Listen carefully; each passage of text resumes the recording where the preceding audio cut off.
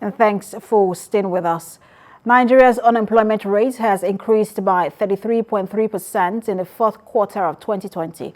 This indicates an increase from 27.1% recorded in the second quarter of 2020. According to figures released by the National Bureau of Statistics, the underemployment rate declined from 28.6% in the second quarter of last year to 22.8% in the fourth quarter of the year under review. The report shows that unemployment rate among rural dwellers was 34.5% higher than that was recorded in the second quarter, which was 28.2%. And joining me to discuss this is the author Beyond Salary, Babatunde Raimi. Good to have you join us. Same here.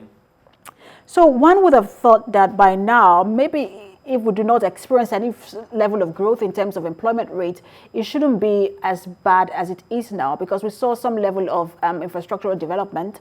When you look at the railway, we also saw a hike in oil prices. So what do you think the major challenge is in terms of creating opportunities for employment?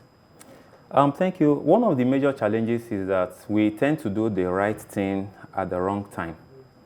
With the right thing at the wrong time, policy mismatch. For instance, what is Nigeria's current population? Nobody can give you a vivid picture to say our population is 200. Our population is, even go and ask our leaders and the people we employ, what is our actual population? Where you don't know the population of a country, how do you plan? The last census Nigeria had was in 2006, and since 2006 to date, we have not had another population census. So how do we plan? How do we plan? How do we look at employment? How do we plan for our people? And as of 2006, I think the population was 140.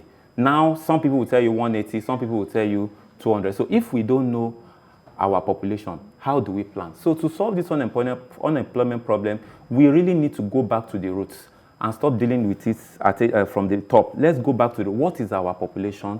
If we start from there, it will make us know how to deploy amenities to several places. And you just talked about population and planning, and I want to stay on planning, because right now, I also want to ask you in terms of planning, when you look at where we are going, do you see that between now, because we can debate all of whether we have enough jobs at this moment, but in the next 2 to 3 years, with what plans we have on ground, do you see an increase in employment opportunities for Nigerians? I don't see an increase in employment opportunities for Nigerians, because as it is now, we don't have vivid picture of where the government is going. We don't. There's almost no plan for the unemployed. We have talked about unemployment, which stands at 33%.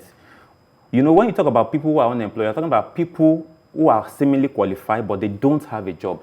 What about the underemployed? The underemployed, I think the figure stands at about 15.9% today. So if you add 33% plus 15.9, that is unemployed and underemployed, we are talking about 48.9%. So if about close to 50% of a population of, let's say, 200 million are either unemployed or underemployed, then we are heading for a doom. So what do we begin to look at? Because we're also seeing the toll this is taking on the level of security. When people are idle, you know, they tend to find something to do. As much as crime isn't, joblessness or unemployment rather isn't an excuse for crime, but it does have an impact on the level of crime. So where should we begin to look at if we're to fix this problem? Actually, it has a direct correlation. It has a direct relationship with crime. The crime wave will increase. It is still increasing. It will reduce lifestyle. It will increase mortality rates and reduce life expectancy. So as it is now, I don't even want to look at it from the government perspective per se. I want to say we as individuals, you know, there's a traditional dogma of go to school, acquire skills and knowledge, look for a job, get married, start earning pension that you will not earn maybe after 2 or 3 years after retirement and die. So why don't we change it to go to school? According to Olasukomi, go to school, acquire skills and knowledge. When you have the money to do whatever business you want to do, you start that business. If you don't have that money, you work for a while, raise some money, and start the business. I don't think, for instance, when I talk about policy mismatch, so recently the federal government gave civil servants, teachers in particular, they gave them 5 years extra, you know, as workers' days give. For me, that's not necessary. People who have spent over 30, 35 years of their life teaching, they are in the fourth quarter of their life already. You are now extending. So if you are doing that, how do you expect the ones who are not working already, how do you expect them to get a job? Let us all adopt the Igbo apprenticeship system, where a Chuku, they can come from a village with a nylon and go to Alaba to go and learn under somebody. And after like 10 years, Chukwudi is settled. And before you know what is happening, Chukwudi already has a house in the village, has a house in Lagos, and is already empowering people. Government should learn to empower those who are struggling, small and medium enterprises. The place that I cut my hair, I cut my hair for 200 naira. Victor and Muyiwa cut my hair. They cut not less than, let's say, 22 hairs in a day, and they are training more people. Now, they don't need to, they waited for jobs, they did not see it.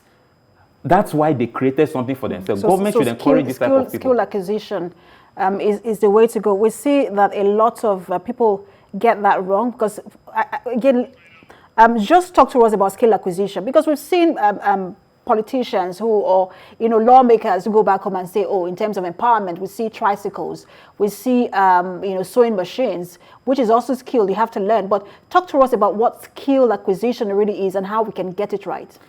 First, the government should turn the NYSC program to a skill acquisition program. Government can acquire large hectares of land in different states, build facilities there, and turn it to skill acquisition center. For instance, our educational system is very archaic. You look at an educational system that we have that you are training graduates that are not employable. Some graduates cannot even spell their names. But if we have graduates who have skills, by the time they graduate, 1 year, 2 years, they don't have a job, they will look for something to do because there's a business in every man. So with that, we need to come out, look at this, like this recent NSAS, whatever that happened. Some people discovered their skill. Some people discovered their gift during that crisis. And some of them started POS business. The thing is that most people are poor and proud, most youths. It's not as if there are not things that they can put their hands into, start small. I attended Festa Grammar School. I finished Festa Grammar School in 1998. The alumni of Festa Grammar School is very, very, futuristic. They organize seminars. All right. I'm afraid we do have to leave it there. Babatunde Raimi, Public Affairs Analyst, thanks for talking to us. You're welcome.